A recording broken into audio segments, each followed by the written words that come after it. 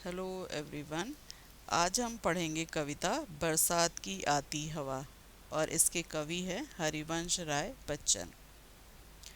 वर्षा ऋतु में बरसात के साथ साथ ठंडी हवाएं भी चलती हैं जो न सिर्फ मनुष्यों को बल्कि पेड़ पौधे, पशु पक्षियों आदि को भी सुखद एहसास कराती हैं और उन्हें आनंदित करती हैं। कविता में कवि ने बरसात की इन्हीं ठंडी हवाओं का मनमोहक चित्र खींचा है। तो शुरू करते हैं ये कविता पढ़ना हम। बरसात की आती हवा। बरसात की आती हवा वर्षा धुले आकाश से या चंद्रमा के पास से या बादलों की सांस से, मंद मुस्काती ये हवा बरसात की आती हवा। वर्षा ऋतु है और कवि को इस समय चलने वाली शीतल सुखद हवा का एहसास हो रहा है। वे अनुमान लगाते हैं कि यह हवा कहाँ कहाँ से होकर धरती पर आती है।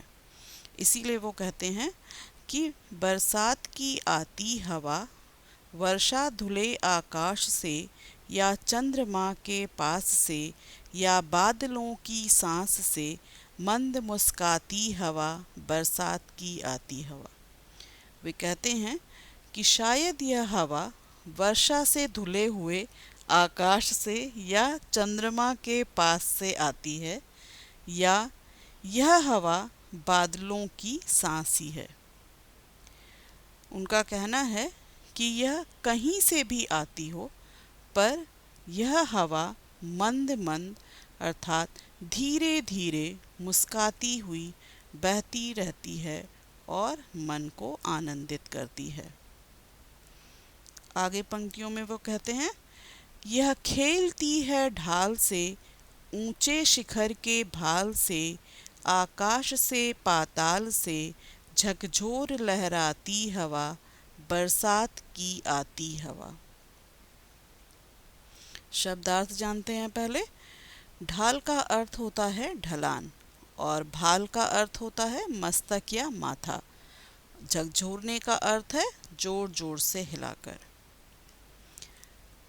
कवि का कहना है कि यह जो हवा आती है वह पर्वतों से, आकाश से, पाताल से सब के साथ खेलती हुई आती है, उनको हिलाती हुई आती है, उनको झकझोरती हुई आती है। इसीलिए वो इन पंक्तियों में कह रहे हैं कि यह खेलती है ढाल से, ऊंचे शिखर के भाल से, आकाश से पाताल से, झकझोर लहराती हवा बरसात की आती हवा। कवि का कहना है कि बरसात की यह हवा ऊंचे ऊंचे पर्वतों के ढलानों से और उनके मस्तक रूपी ऊंचे शिखरों से खेलती हुई प्रतीत होती है और ये हवा आकाश से पाताल तक सबको जोर जोर से हिलाकर लहराती हुई आगे आती है।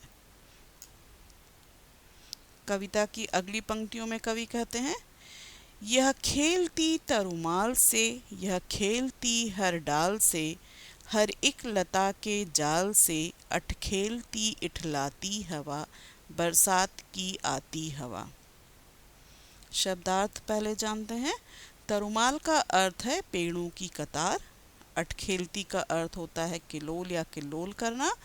इठलाती का अर्थ होता है इतराती हुई।